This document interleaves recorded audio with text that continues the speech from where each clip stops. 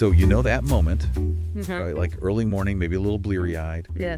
You reach for that familiar box. Yeah. Plink, plink, plink, go with the Ah. pieces into the bowl, a splash of milk, and boom, breakfast is served. Mm. But have you ever stopped mid-pour Yeah.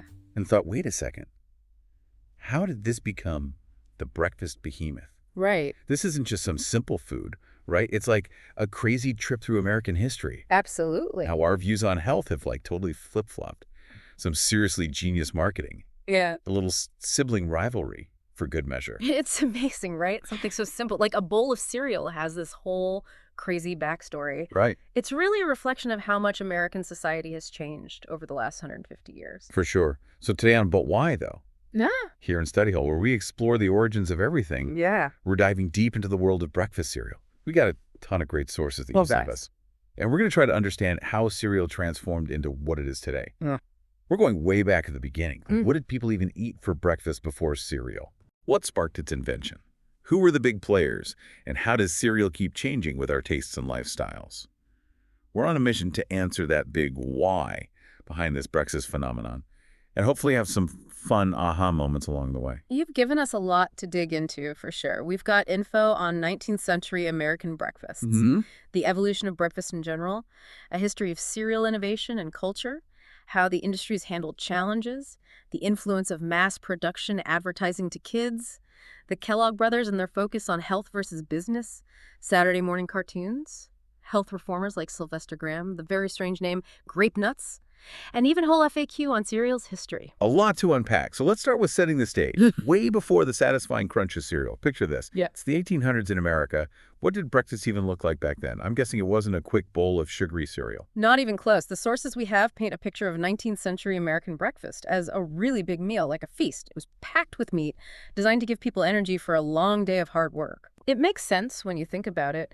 Back then, America was a very agricultural society. Right. Daily life was tough for a lot of people. Breakfast wasn't just breakfast, it was the biggest meal of the day. Wow, so before you even started your day, Yeah. it was a full-on feast. Yeah. What were people eating for this 19th century breakfast? The focus was on protein and fat. You would see things like bacon, sausage, ham, even steak on the breakfast table. Wow. Eggs were a staple too, fried or scrambled. They were easy to get and nutritious. And then you'd have your carbs, biscuits, cornbread, toast to keep you going. You'd eat those with butter, honey, or preserves. And in the South, you'd find things like hash-fried potatoes or grits to add to the meal. So it was like a meal that would stick with you all day long. What about drinks? What did people wash all that down with? Well, the usuals were coffee, tea, and milk. But some people also drank things like hot cider, especially in the fall, and even buttermilk. It really gives you a sense of a different pace of life. When breakfast was this big, drawn-out event, I bet this wasn't the same for everyone, though. Did people's breakfast differ based on where they lived or how much money they had? definitely. The sources show that what you ate for breakfast varied a lot depending on your social class and what region of the country you lived in. Wealthier families had fancier breakfasts, more options, things like fresh fruit pastries, imported foods. But working class families, they ate more basic stuff. Salt, pork, bread, potatoes, foods that would give them energy for their long workdays. You needed all the calories you could get if you were doing manual labor all day. And didn't people back then hate wasting food? That's right. Back then, cooking was a lot more work. Yeah. It took more time and resources.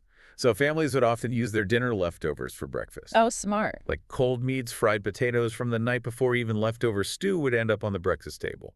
It was a practical way to make sure nothing went to waste. Cold stew for breakfast. That's a far cry from my yogurt in the morning. It's really amazing to think about how different breakfast was back then. Starting your day with a steak.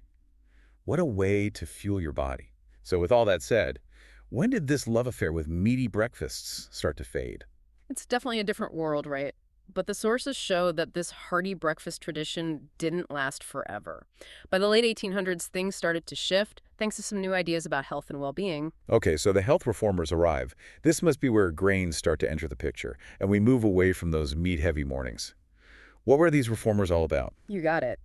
In the late 19th century, some health reformers started questioning these big, meaty breakfasts. They started saying these traditional meals were making people sick, focusing on problems like indigestion and feeling sluggish. So they're like, hold on, all this bacon and sausage might not be so good for us after all. That's the gist of it. And one of the big names in this movement, a name that comes up a lot in the sources, is Sylvester Graham. He was all about a bland, whole grain diet. He really believed that eating rich and spicy food not only messed up your digestion, but also made you act immorally. Wait a minute. Yeah. Immoral behavior? Just from eating too much bacon? That's a pretty out there connection. Yeah, it was definitely a unique perspective. But his ideas were actually very popular at the time. He was a big part of the movement towards lighter and simpler foods. And he's the reason we have graham flour and graham crackers. His impact on how people thought about food was huge. So Grandma's laying the foundation for a new kind of breakfast. But did any actual food products come out of this whole health reform thing? Something we might recognize as an early form of cereal. Yes, there was actually. In 1863, Dr. James Caleb Jackson created something called granula. It wasn't like the cereal we know today. It was this thick-baked whole wheat product. The thing is, it was so dense that you had to soak it overnight in milk or water to even eat it. Soak it overnight? Doesn't sound very convenient for those of us who are always rushing in the morning. You're telling me. It wasn't exactly a quick and easy breakfast, and it didn't taste very good either. But it's important because it was one of the first attempts to make a ready-to-eat breakfast food made from grains. It was a pioneering step, even if it wasn't perfect. So granula was like the rough draft of cereal, who took this idea and made it into something people actually wanted to eat, something that didn't require soaking for hours. That brings us to what we could call the accidental revolution, led by the famous Kellogg brothers.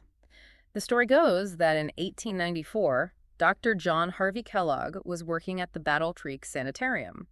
He was trying to create a healthy, high-fiber, meatless food for his patients.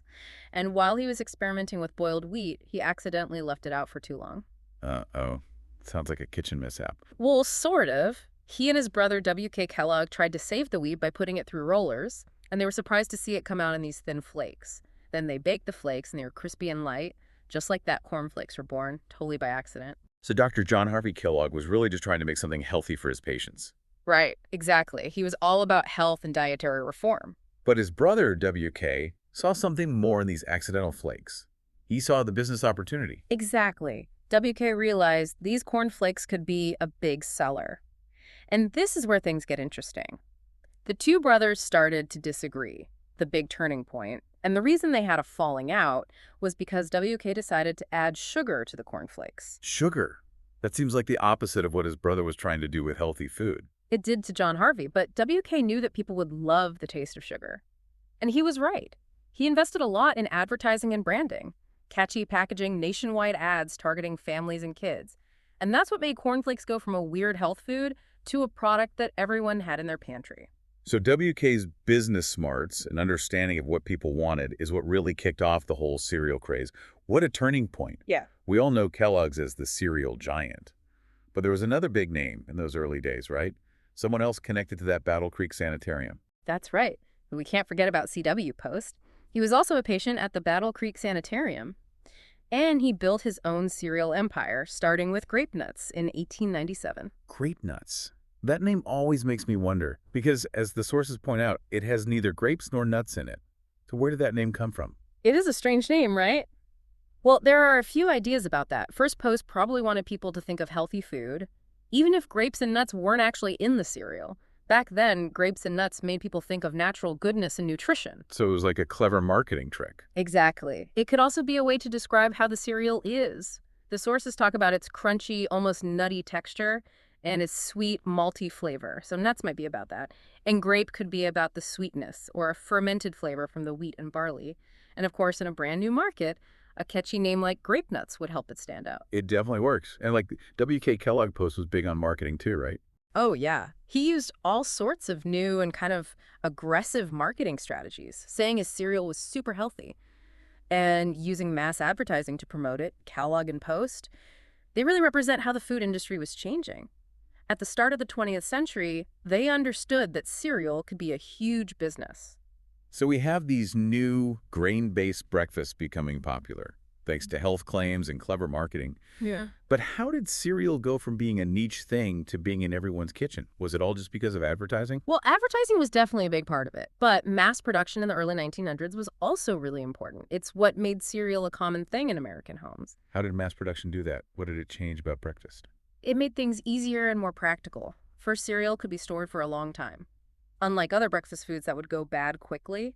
Second, you barely had to prepare it. Just pour it from a box and add milk. Way easier than cooking bacon and eggs. Oh, yeah. And third, it was quick and easy to eat.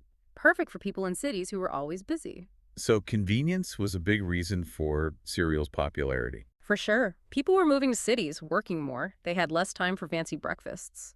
Cereal fit into their new lives, plus mass production made cereal cheaper. Easier to make in large amounts meant lower prices, so more families could afford it. It didn't matter how much money they had. And packaging got better too. Wax paper and then plastic liners kept cereal fresh longer. And let's not forget the classic combo, cereal and milk. It just works. Right? The perfect pair. So cereal becomes convenient and affordable in the early 20th century. But then in the mid-20th century, things change again with radio and TV. Yeah. What did this new technology mean for cereal? This is when cereal marketing starts to target kids. Before, it was all about convincing adults that cereal was healthy. Right. But radio and especially TV gave cereal companies a way to talk directly to children. They realized that kids have a lot of power when it comes to what their parents buy. Makes sense. So the focus shifted from mom's health to what would get the kids excited. Exactly. Radio ads started talking about how nutritious and easy cereal was for moms, but they also sponsored kids' shows and used catchy jingles. But TV really changed the game. The visuals made all the difference. This is when we get the famous cereal mascots, Tony the Tiger saying, "They're great!"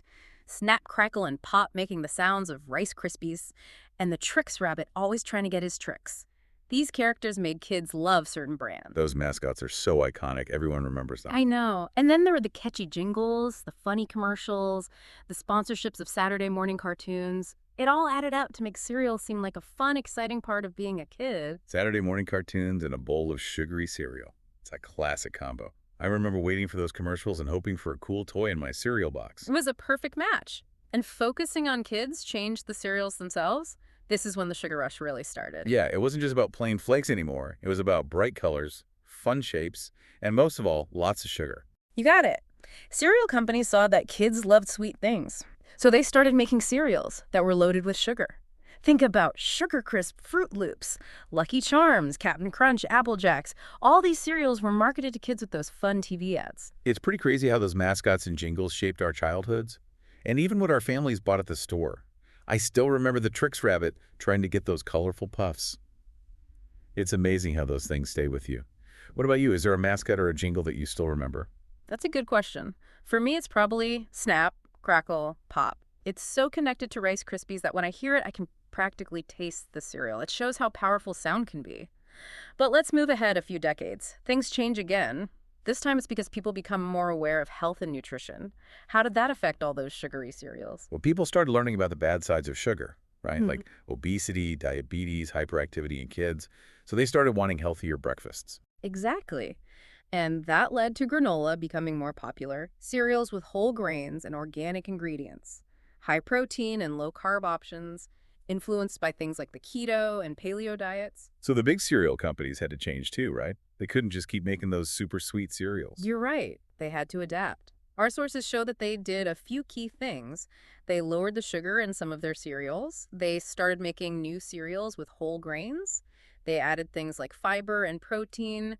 They focused on having clean labels with fewer artificial ingredients. And they started making more on-the-go options, like cereal bars and those single-serving cups. Those cereal bars like Nutri-Grain became a big thing for people who are always on the move. It seems like convenience has always been important for cereal. It has, along with cereal bars. There are also those single-serving cups that you just add water or milk to. And even cereal and milk pre-mixed in a little package, you can take them anywhere. And a lot of popular cereal flavors have moved beyond breakfast. They're in other snacks now. The line between breakfast food and snacks is getting blurry. It's all about making things easy in our busy world.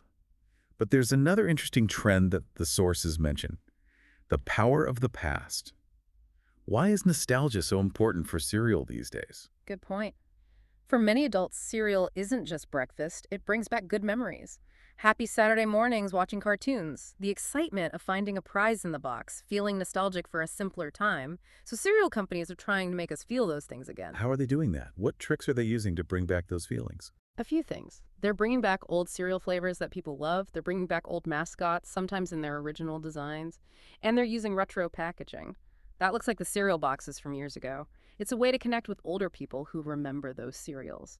And to introduce those brands to younger people, think about those limited edition cereals with vintage boxes or the return of a mascot. It gets people talking and buying. What about you? What cereal from your childhood brings back the best memories, and why do you think you remember it so clearly? That's a tough one. Yeah. I'd say for me, it's probably insert a relevant but non-specific example, e.g., a cereal with a distinctive mascot or flavor from childhood. It makes me think of those weekend mornings when I didn't have to go to school. I could just relax and watch cartoons. The taste, the prize in the box, it was all part of that fun ritual. Just shows that cereal is more than just food. It's part of our personal stories and our culture. I agree. So as we wrap up this deep dive into the world of cereal, what are the biggest things we've learned? Well, we've seen how much cereal has changed, right? From a health food in the 1800s, to a sugary treat in the mid-1900s, to something that's trying to be both healthy and convenient today. So the answer to, but why though? When it comes to cereal, it's a mix of how society changed and new technologies came along. Exactly. Things like more people living in cities, advances in food production, radio and TV, and of course, really good marketing. It all came together to make cereal what it is. It's a story about being creative, adapting, and the power of a good or at least memorable breakfast. It makes you think about your own breakfast routine, right? How's it been shaped by all these trends we've talked about? And what will breakfast look like in the future? Will we have personalized cereal based on our health data? Will there be totally new kinds of breakfast that we can't even imagine yet? That's a really good question. What will the future of breakfast hold? It's exciting to think about. It is. We'd love to hear your thoughts and memories about cereal. What were your favorite cereals growing up? Did you learn anything new today about cereal? And what do you think breakfast will be like in the future? Tell us what you think on insert social media handles or email address. We always love hearing from you. Thanks for joining us for this surprisingly complex and super interesting deep dive into the world of cereal. Until next time on Tayapabe. But why, though? Keep those curious minds going.